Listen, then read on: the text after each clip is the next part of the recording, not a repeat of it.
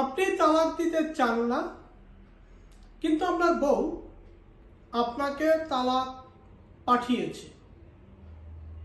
এখন প্রশ্ন, আপনি তালাক দিতে চান নাই, আপনার বউ আপনাকে তালাক দিয়েছে এবং আপনি বলতেছেন যে আমি তো তালাক দিতে চাই নাই, তাহলে আমি কেন দেনমোহরের টাকা দিব? তালাক যেহেতু আমার বউ আমাকে দিয়েছে, আমি দেনমোহরের টাকা দিতে পারবো না, এই কথা বললে হবে না। দেনমোহর স্ত্রীকে দিতেই হবে।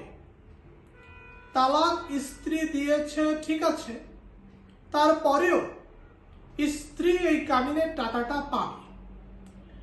সে যদি দাবি করে আপনাকে টাকাটা দিতে হবে, সে যদি মামলা করে আপনাকে টাকাটা দিতে হবে।